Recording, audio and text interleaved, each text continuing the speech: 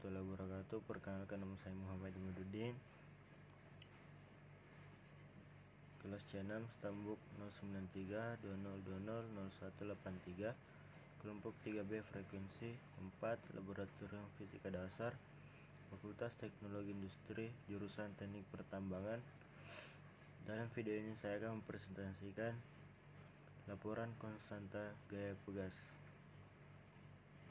Tujuan percobaan konstanta gaya pegas yaitu: 1.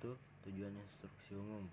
Kita dapat memahami peristiwa gerak harmonik terhadap gas. Yang kedua, tujuan instruksi khusus yaitu kita dapat memahami waktu atau periode getaran atau frekuensi getaran. Yang kedua, kita dapat mengamati besar simpangan massa terhadap getaran. Yang ketiga, kita dapat menghitung konstanta gaya pegas. Adapun teori dasar konstanta gaya pegas yaitu: konstanta gaya pegas adalah besarnya pergerakan saat terjadinya sebuah gaya. Selain itu, pegas mempunyai sifat elastisitas. Elastisitas adalah sifat di mana benda cenderung kembali ke keadaan semula setelah perubahan bentuk karena adanya gaya yang dipengaruhi oleh luar seperti tarikan, tekanan, dan dorongan.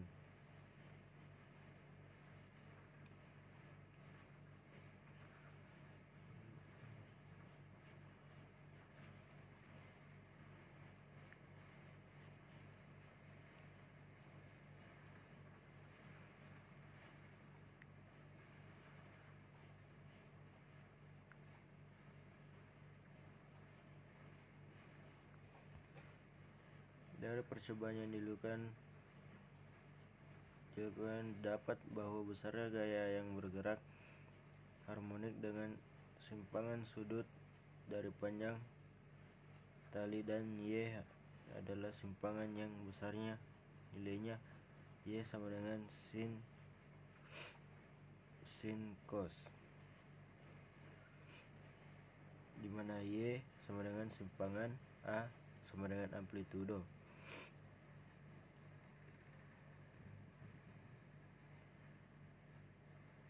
Kedua, hubungan statis dan dinamis. Dilihat dari pengukuran antara cara statis dan dinamis, bisa disimpulkan bahwa cara statis memiliki konstanta yang lebih besar daripada cara dinamis. Namun mungkin sebaliknya. Hal ini dimungkinkan karena cara statis lebih mudah dalam melakukan pengukuran pegas daripada cara dinamis, sehingga pengukuran dengan cara dinamis memiliki kesalahan yang lebih besar. Setiap pegas memiliki tetapan yang berbeda yang menunjukkan tingkat kekakuan dari pegas tersebut. Jadi statis dilakukan dengan cara mengamati perubahan panjang pegas terhadap beban, sedangkan dinamis dilakukan dengan cara mengamati frekuensi getaran pegas. Pengertian gerak bidang miring. Gaya adalah besaran vektor yang memiliki besar dan arah. Dalam pelukisan, gaya harus diperhatikan arahnya. Sebuah bidang miring menurunkan gaya yang dibutuhkan untuk menaikkan benda ke tempat tinggi dan menambah jarak pemberian gaya yang harus diberikan ke posisi tujuan bidang miring. Besarnya digunakan pada alat pemotong dan sering menggunakan bidang miring dalam bentuk baji. Baji gerak maju diukur menjadi gerak pemisahan yang tegak lurus terhadap wajah.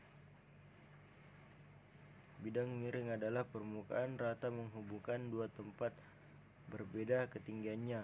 Contohnya, dengan dibuat berbelok-belok, pengendara kendaraan bermotor lebih mudah melewati jalan yang menanjak. Orang yang memindahkan drum ke dalam bak truk dengan menggunakan papan. Bidang miring memiliki keuntungan yaitu kita dapat memindahkan benda ke tempat yang lebih tinggi dengan gaya lebih kecil. Keuntungan bidang miring bergantung pada panjang landasan bidang miring dan tingginya. Semakin kecil sudut kemiringan bidang, semakin besar atau semakin kecil gaya kuasa harus dilakukan. Namun demikian, bidang miring juga memiliki suatu kelemahan, yaitu dengan jarak ditempuh untuk memindahkan benda kembali menjadi lebih jauh.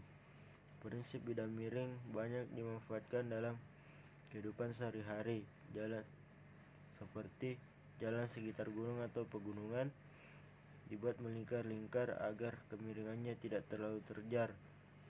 Di dalam dongkrak terdapat uliran yang berbentuk bidang miring. Uliran ini meringankan kerja ketika dongkrak sedang digunakan ke banyak tangga yang terdapat pada rumah atau bangunan yang lebih tinggi dari permukaan tanah dibuat miring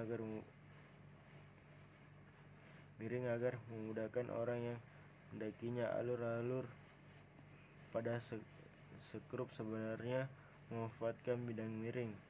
Bidang miring sangat memudahkan kita untuk dalam memindahkan sebuah benda ke tempat yang lebih tinggi. Pemanfaatan bidang miring pun pasti sudah sering kita jumpai dalam kehidupan sehari-hari. Tetapi kelemahannya adalah penggunaannya bidang miring harus melalui perjalanan jauh. Assalamualaikum warahmatullahi wabarakatuh.